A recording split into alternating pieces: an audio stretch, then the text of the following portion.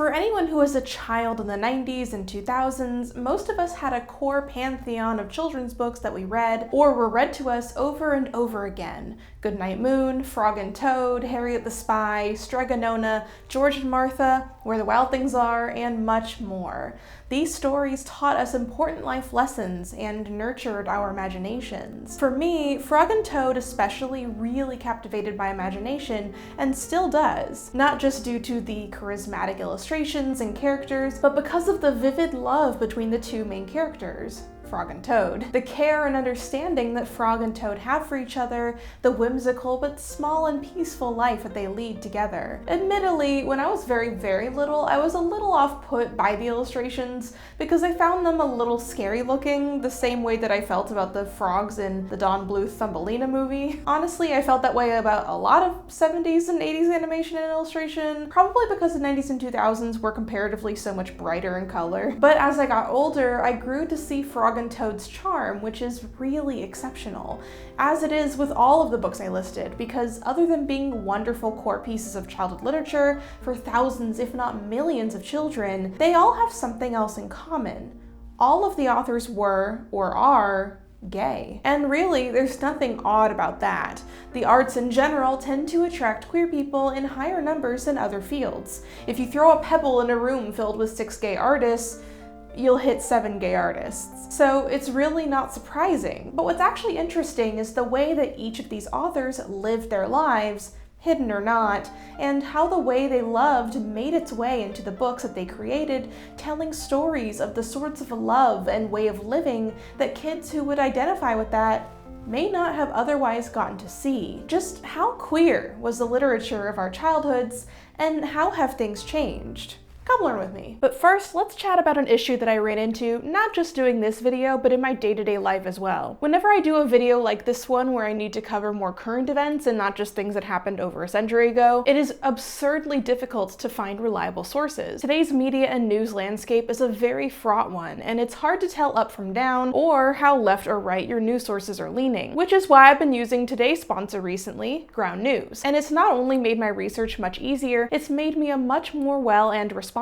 informed citizen. I see these issues a lot with LGBTQ stories where mainstream media takes a reductive or misconstrued angle on a complex topic, or even refrains from reporting on important issues altogether. Like this recent story. Ground News, which was created by a former NASA engineer, is an app and website that gathers news from all over the world in one place so you can compare coverage across outlets, complete with source context like political bias, reliability, and ownership, all backed by ratings from 3 independent news monitoring organizations. For this story, over 20 sources are covering it, and we can visually see that most of the coverage is coming from the left, according to the bias distribution chart. And if I scroll down, I can see every article covering this story and compare them. Immediately, this headline from the left and right stand out to me. While the left emphasizes the impact on transgender people's rights, the right focuses more broadly on the administrative policy change regarding driver's licenses in Texas. One feature on Ground News that I was surprised by is the blind spot feed, which shows you news stories that have little to no reporting by one or another end of the political spectrum. Consuming news from only 1 or 2 news sources can create risky echo chambers, preventing you from seeing multiple angles of nuance, or a lot of the time news articles will leave out vital details or even hastily publish unverified info, leading to the spread of dangerous misinformation. Seriously, I used to have to spend hours doing all this work manually, but just using this one app has simplified it and does all of the work for me. By using Ground News, I can easily see the data and potential biases behind the news that I read and get multiple angles on a story so that I come away better informed and having saved myself a lot of time and grief. Head over to ground.news/CazRow and try it out. By signing up through my link, you'll get 40% off the Vantage plan, the same one that I use for unlimited access to all the features. Ground News is making a real difference by promoting transparency and diverse perspectives in media, and I truly believe in their mission, and I hope that you'll give them a try. Thank you so much to Ground News for sponsoring this video, and now let's get back to learning about the gay history of our childhood favorite books.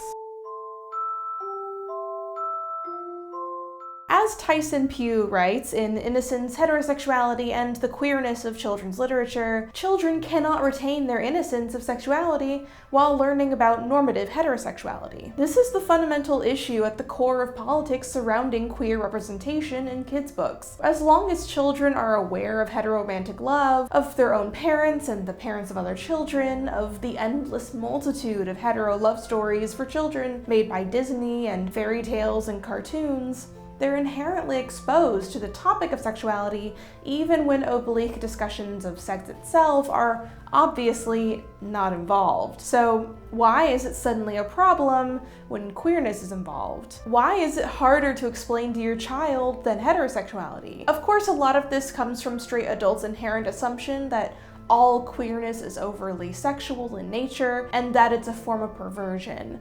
But to uphold this mental divide between straight and gay sexuality as one being functionally more sexual than the other is a huge deliberate misunderstanding, both in sexuality's nature itself and just how much children really do understand or are exposed to it, even when it's exclusively straight. Now, just in case it isn't obvious, I'm not saying we need to be telling young children all about sex or whatever the fuck.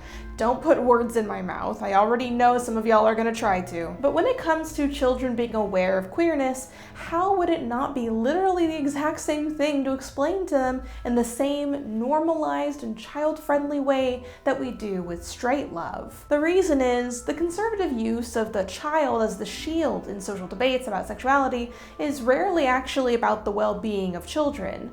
Of course, children must be innocent of sexual desire, but at the same time they are assumed to be inherently heterosexual. This has been the case for a long time. But the fact is, when you look at history, the concept of childhood itself isn't that old. Until the late Victorian era, the child and their innocence was rarely considered in the grand scheme of social issues. Children back then were often well aware of sexual facts from an early age, what with it being a fact of life, families living in small shared quarters, and the common practice of people entering a sense of adulthood much earlier.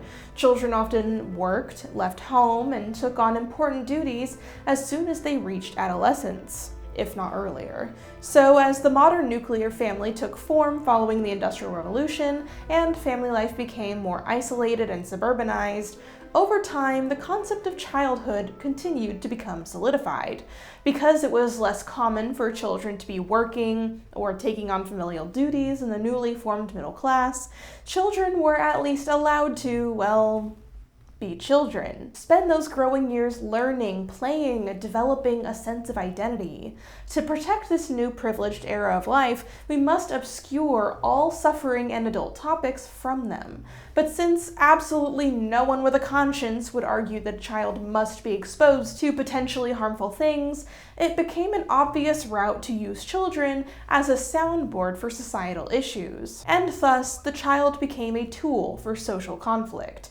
Any progressive change of social questioning of norms could be countered with the well-being of good and pure children as a shield, wielded by people who need a reason for nothing to change, for that very specific family structure not to waver, even if their arguments don't actually help children in the first place, or come from a misinformed place, or openly display a fake concern for the nebulous idea of children, while these people continue to insist on measures that do actively harm children. Yes, we think the existence of gay people and trans people corrupts the delicate minds of our children, but also, yes, we want to defund public schools, take away youth arts programs, and make sure poor children can't have school lunches. This makes complete and total sense to us. Gary Cross writes in Rethinking Innocence, "The child increasingly has borne the obligation of imposing cultural standards on a society that is at war with itself over such standards.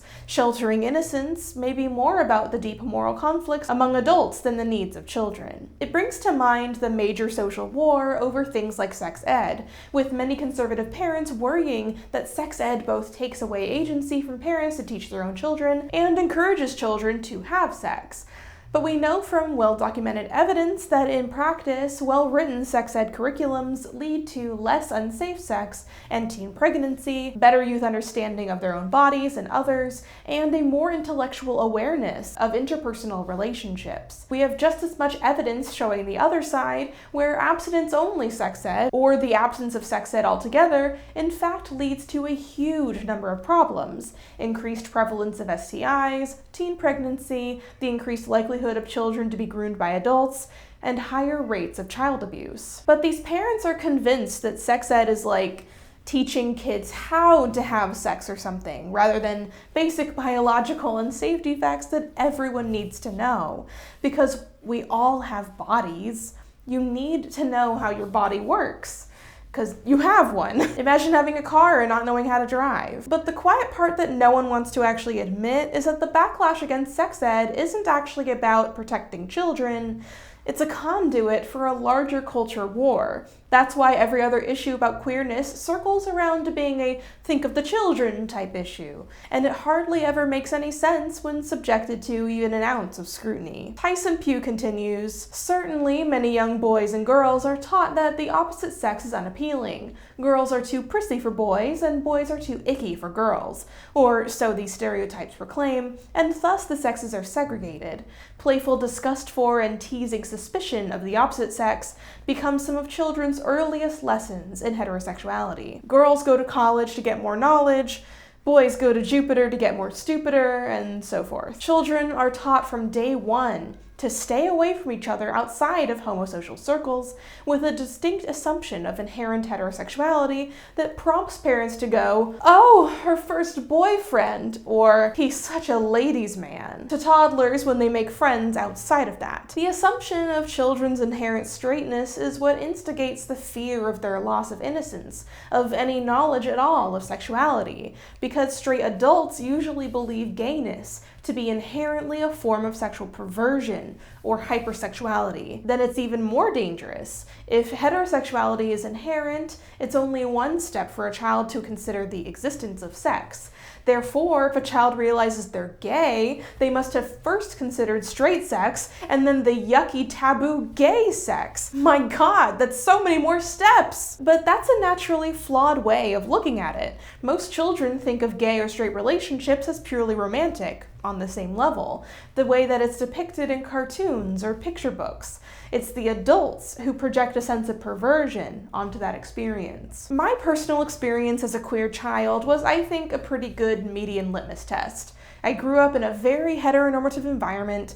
I have no gay family members. I went to schools that didn't really bring up the possibility of queerness. It simply didn't exist. In elementary school, I remember feeling wholly ambivalent to boys, but that weird draw was still there, taught by all of the wonderfully romantic fairy tales that I grew up loving and reading and watching. As a kid, I resented any social rule that didn't have like a logical explanation, especially if people refused to explain it to me, and they usually did. But beyond that, I had the experience that a lot of young lesbians do. My peers figured it out for me before I did, bullying me heavily in middle school for being gay when I hadn't even figured that out myself. In desperation, I tried to claim that I wasn't gay. I had a crush on insert random boy here. Literally just picked the one boy in school who wasn't mean to me and settled on that. And then, almost like a small concession, I came to terms with liking girls and I was like, okay, so I'm bi.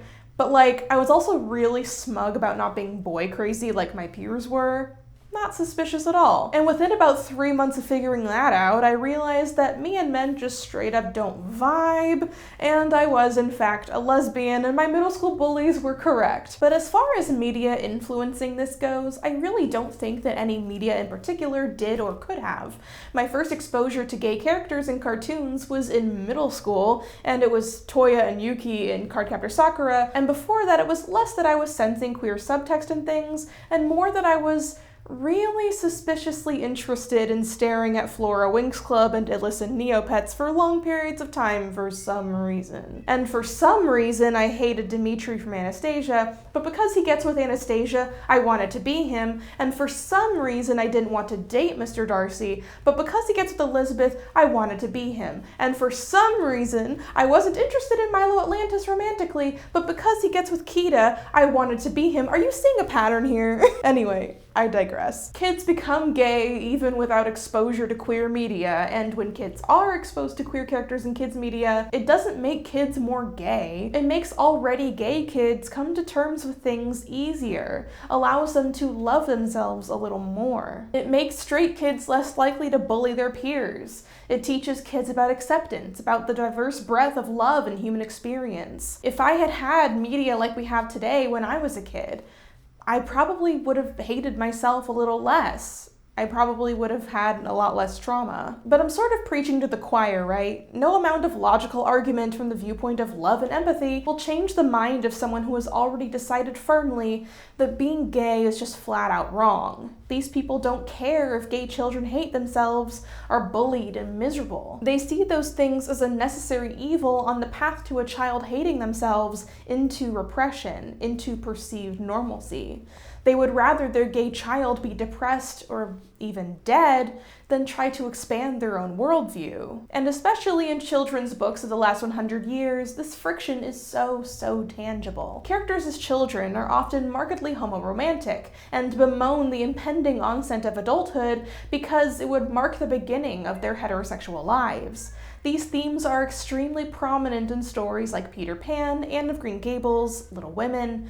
Especially with characters who are little girls, there's a huge sense of homoromantic pain and desperation, and these characters often speak of tender devotion. For example, in Anne of Green Gables, a character named Hazel Marr develops intense feelings for Anne, taking her hand and kissing it, saying, "I hate all the people you have loved before me, Miss Shirley. I hate all the other people you love now. I want to possess you exclusively." And people usually don't bat an eye because it's always assumed that these characters, like real-life children, will outgrow homoromanticism for their real heterosexual ones later. Homoromanticism in childhood is, and has been for centuries, considered practice runs for heterosexual marriage. Something was shifting in the 60s and 70s, though. In 1996, Phyllis Burke wrote in Gender Shock, Exploding the Myths of Male and Female, "We might even feel that to challenge gender roles is to invite chaos, the chaos of identity and flux, because we are trained to see the world as divided into two groups, men and women, who have split reality down the middle." Seeing children push the boundaries of gender roles frightens adults because it makes them question their own learned roles and identities.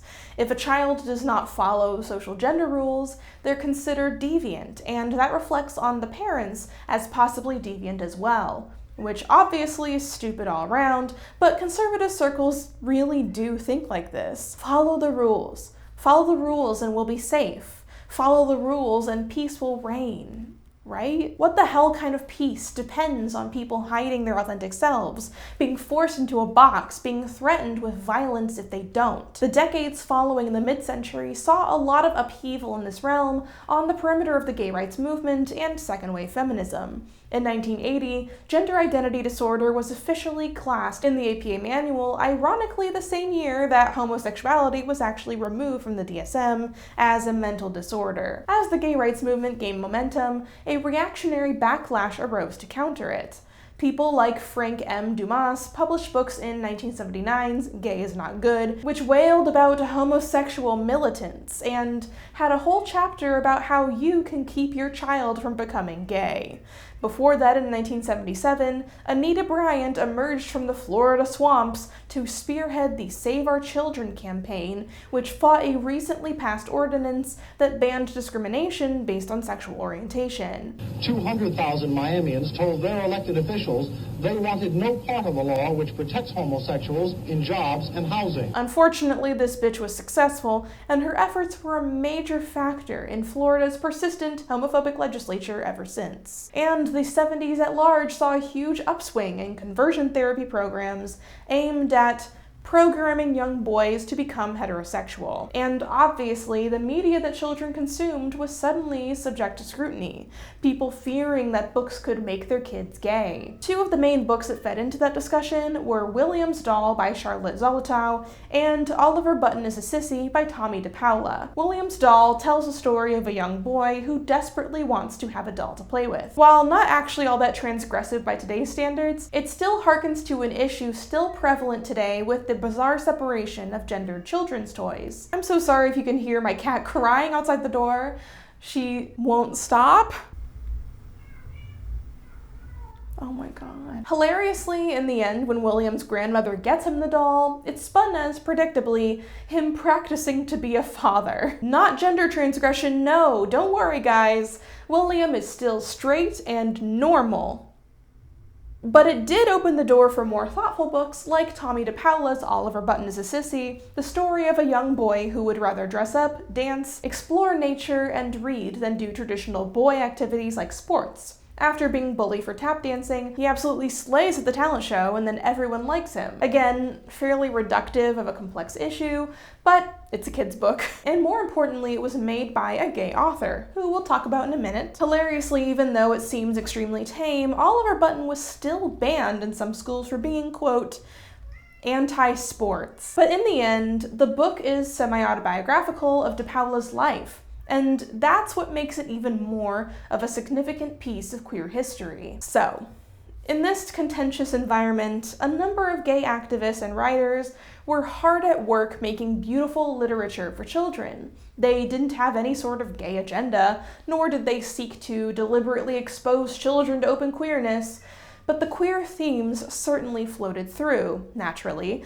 and left us with some of the most beloved literature of all time, not just for children, but for adults as well. I don't remember particularly having any close relationship with frogs and toads from my own childhood, which seems strange because I must have, but I don't remember. Arnold Lobel, born in Schenectady, New York in 1933, recalled in an interview that he was, quote, bookish and sort of isolated as a child. I read books, drew pictures, and stayed in my room. It wasn't the healthiest thing to do psychologically, but it certainly led to my eventual career. In the 50s, he graduated from Pratt Art School and married his classmate named Anita Kempler. As they raised their 2 children, Arnold began his career illustrating children's books in the 70s, and eventually he developed the characters he's most famous for, Frog and Toad. When a lot of people think of gay children's books today, usually their first thought is Frog and Toad. In fact, whenever I told someone in conversation that I'm working on a video like this, the first thing out of their mouth was, oh, like Frog and Toad. And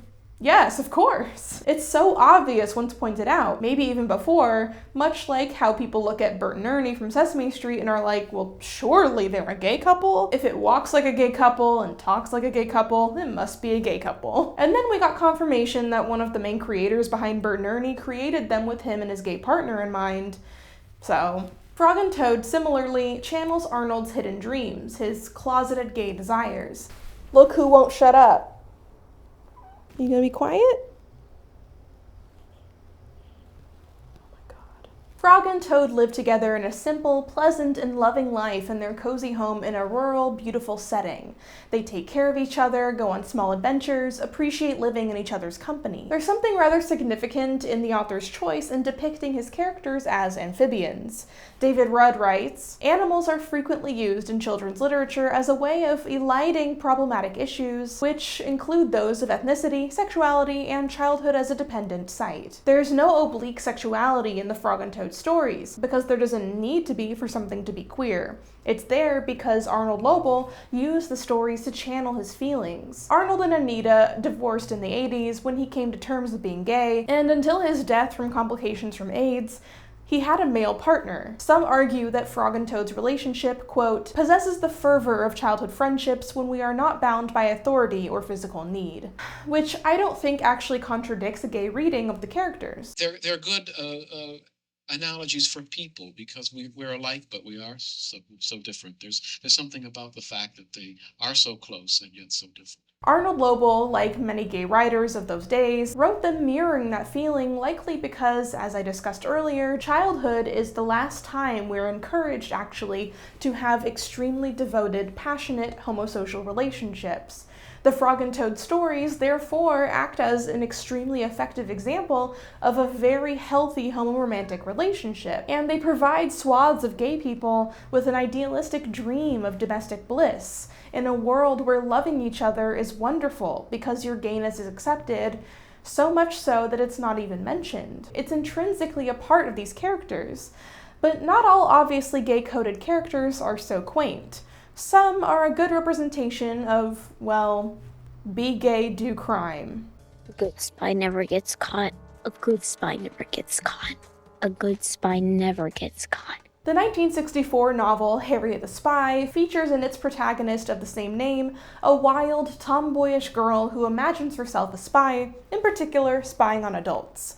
A number of famous lesbians, like Alison Bechdel, cite Harriet as their childhood role model and inspiration, and, shocking nobody, the book was slammed with loads of hate upon its release. One review by Ruth Hill Vigers in Hornbook wrote, "I detest the book's implication that New York City harbors only people who are abnormal, ill-adjusted, and egocentric." Okay, so what if New York does, though? I'm kidding. New Yorkers don't come for me. Hilariously, Harriet's typecasting as a sort of baby butch often resulted in librarians declaring that she's hardly a child at all, as if her rejection of feminine gender roles revokes her innocence. She's loud, she wears boys' clothes and a tool belt, she acts abrasively, she makes her opinions heard. This is not unlike the author herself, Louise Fitzhugh.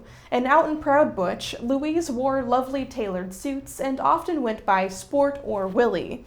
She was a major presence in the lesbian community and, at least in part, based Harriet on her lesbian friend Mary Jane. Being a book that came out in the 60s, Louise couldn't imbue Harriet with the entire spectrum of a baby lesbian's experience, which some essays that I read on Harriet the Spy's queerness were oddly dismissive and said that Harriet isn't gay enough for X, Y, or Z reason, without taking into account the diversity of real-life queer youth. She's not really gay because she assumes she's going to marry her friend who was a boy. What? Huh? I feel like most children do that at one point or another. Monkey see, monkey do. My parents are straight married, so I guess I'll have to pick some guy. I mean, I did that.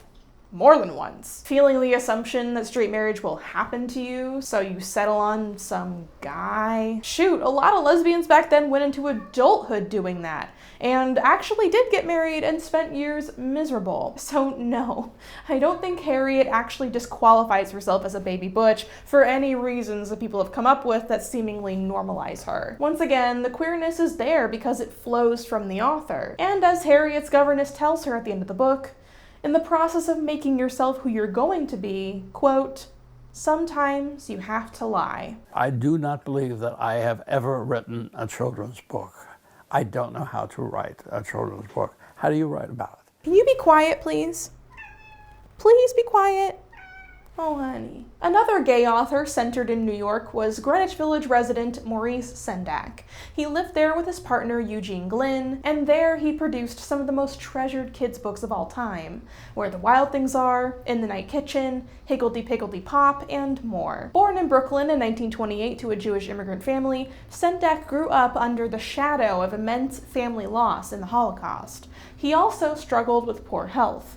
He became an artist and developed window displays for FAO Schwarz, which got him his first gigs illustrating books.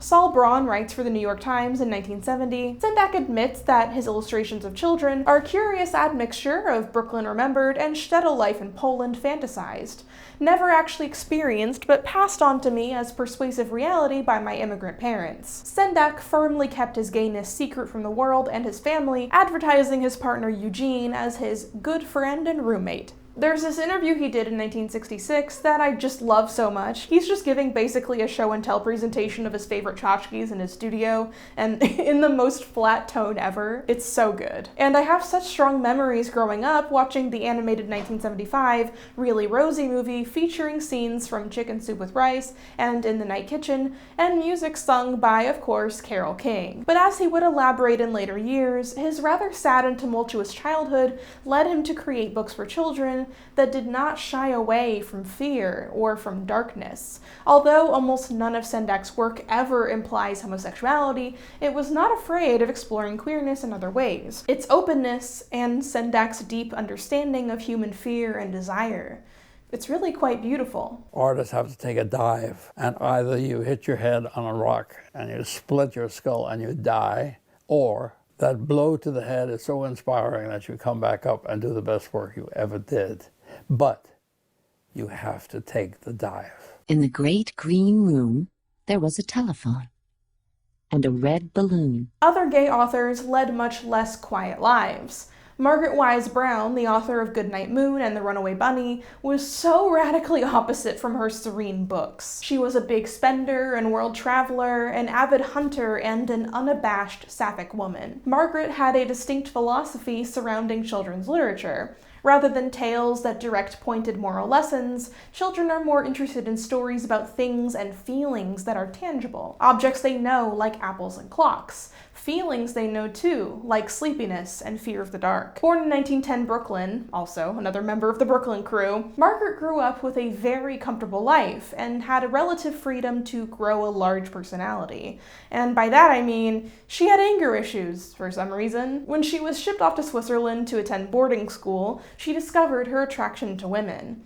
In adulthood, after a failed attempt at becoming a teacher, she turned to writing children's books while living in Greenwich Village. Another member of Greenwich Village crew, I wonder if she and Sendak ever hung out. Funnily, she actually had the same editor as Maurice Sendak, Ursula Nordstrom. And in 1940, in the midst of poor health, she met her partner, Blanche Ulrichs, who wrote poetry under the pen name Michael Strange.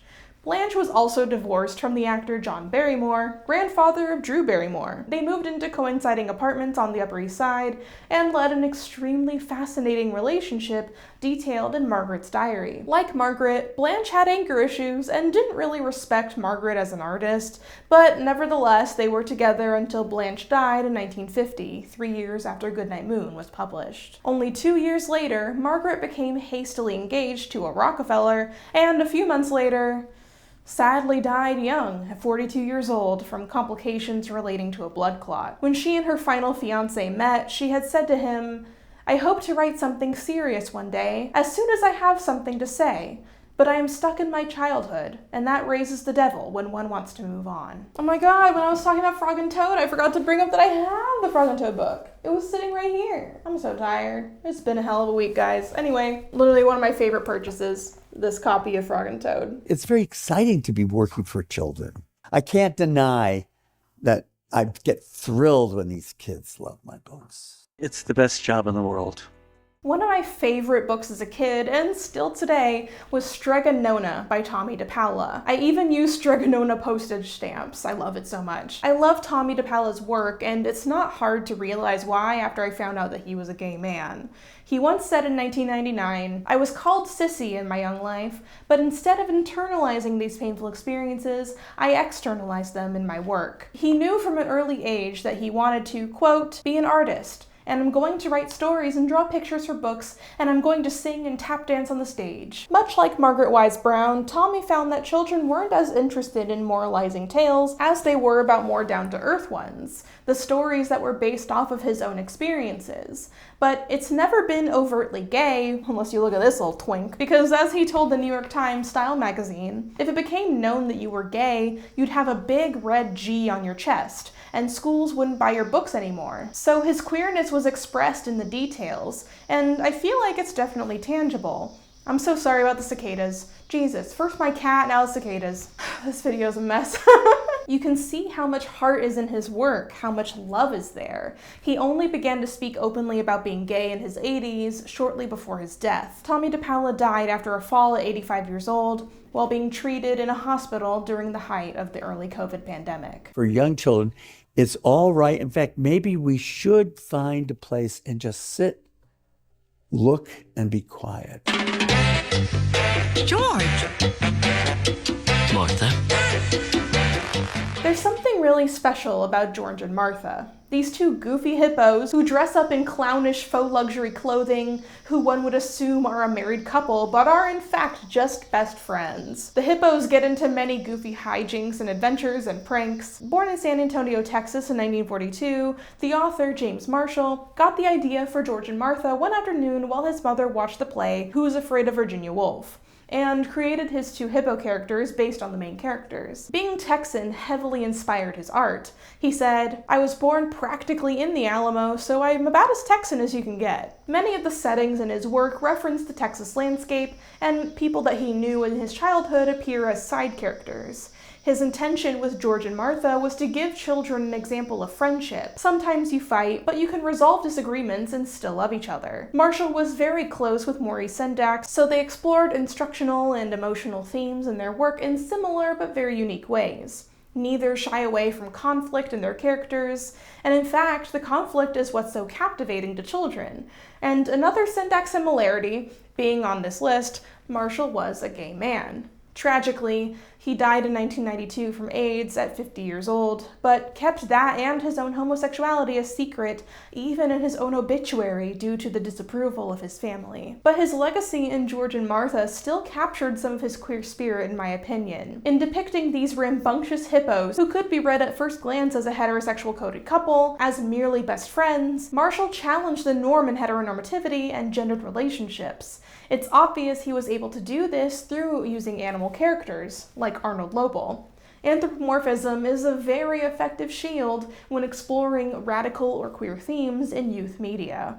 And another author who did just that was a Finnish cartoonist named Tuva Jansen. I think about you all the time. I think about our summer adventures. Naturally. Here we go. It's the Moomin section, and I have a million Moomin things. This doesn't even breach the surface of what I have. Moomin Mama's over there. I have another Moomin doll somewhere else. So I'm not going to get too much into Tuva Jansen. I know you guys have asked me to have a video on her a million times. I'm so sorry. The reason is because, like Leyendecker and Claude Cahun, Tuva Jansen is one of my favorite historical figures.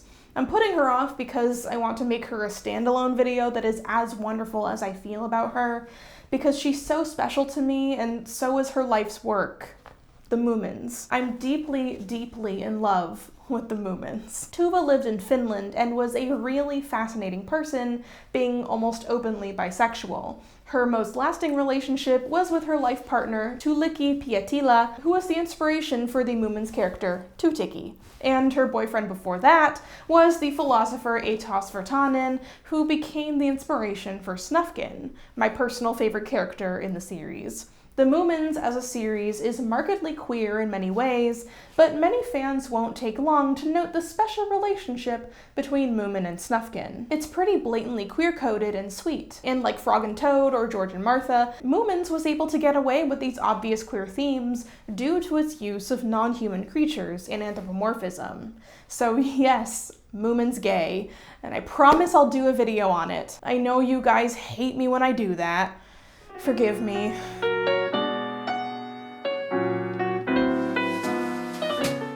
In recent years, there is a gargantuan influx of children's books exploring trans and gay characters and themes, or the topic of family diversity. Although much like William's doll, they often tend to have a vibe of like, okay, so this character has two mommies, but don't worry, they're just like normal parents and they act normal too. And did we mention they're just like straight people? Like, it's giving defensive. Or the queer stories like Oliver Button before them are like, this queer kid got bullied, but he slayed hard enough and everybody clapped. Like, there's nothing wrong with these, they're all still wonderful, I'm just saying. Let's unpack it a little bit. But there are some lovely examples that have broken the mold. Not He or She, I'm Me by A.M. Wild, Pink is for Boys by Rob Perlman, My Shadow is Pink by Scott Stewart, Julian is a Mermaid by Jessica Love, When Adrian Became a Brother by Kyle Lukoff, The Tea-Dragon Society by Katie O'Neill, and one of my favorites, the Prince and Knight series by Daniel Hack. There's so many good options out there, and I love these so much. Please read them, even if you have no kids in your life. It makes me so happy knowing that kids today can grow up feeling so seen, or more easily seeing others. Kids really are much, much smarter and more accepting than people give them credit for. No one is born hating, it's taught to them. When you give the kids the deliberate opportunity to learn about the diversity of love and relationships and gender, it allows them to grow up in a much bigger world, full of so many more possibilities. Queer kids cartoons and TV shows are a story for another video, but there's plenty to chat about there. From older classics like Sesame Street and Little Bear and Looney Tunes, to modern, more open shows like The Owl House, Korra, She-Ra, Steven Universe, and Kipo. Children's TV has a long, long history of gender play and transgression because its inherent wackiness gives it more room to play with some really out there ideas, especially in the 2000s. There are so many wonderful things out there to teach today's children to not just respect diversity in how we love, but embrace it and love it in themselves. The more that queer kids see themselves reflected in media, even if they're not aware of it yet, the more they'll be able to grow up confident and authentic rather than afraid, wondering if they're broken in some way. Although these classic kids' books that we grew up with weren't outwardly queer in an obvious sense, the feeling is still there, and it's really nice to look back on them as an adult and realize that the gay elders of generations past were with us all along, quietly holding our hands and teaching us how to grow up kinder, braver, and more confident. These books are still just as powerful today as they were decades ago. Take a trip to the library, maybe with a little one in your family in tow, and have a read. Thank you for learning with me about the gay authors of the previous few generations. Did you read any of these authors growing up? I'm sure you did. And if you have kids in your life, do they still read these books? And also, speaking of gay books, don't forget to grab a copy of my graphic novel biography, Liberated, The Radical Art and Life of Claude Cahun. So, until next time, wash thy hands, wear thy mask, and don't forget to say goodnight to the moon.